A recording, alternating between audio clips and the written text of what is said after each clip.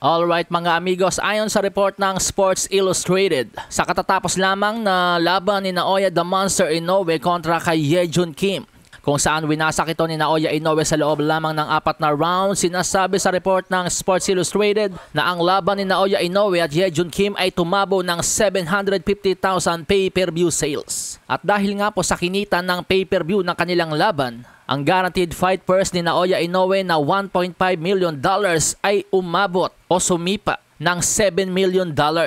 Bali 408 million pesos po yan kapag i-convert natin sa ating pera. Ayon kasi sa report mga amigos, 70% po ng pay-per-view sales ay mapupunta sa bulsa ni The Monster Naoya Inoue.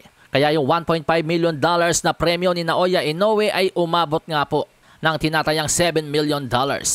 O katumbas ng 408 million pesos.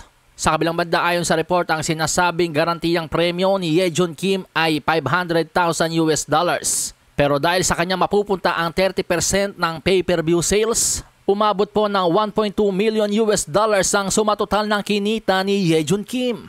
Na kung ikukumpara sa kinikita ng ating pambato na si John Riel Casimero, may mga report po na $75,000 ang kinita ni Casimero sa kanyang huling mga naging laban. So ibig sabihin po mga amigos, yung kinita ni Yejun Kim na $1.2 million bago abutan ni Casimero yon.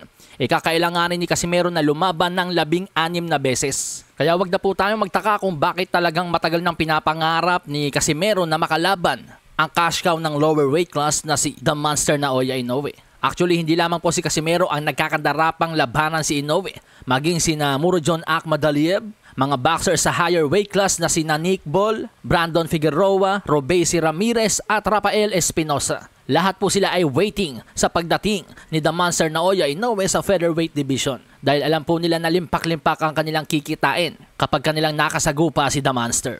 Palasahin ang baraha, patunayan mo sa akin ha. Sino man ang mabunot na kalaban, di ka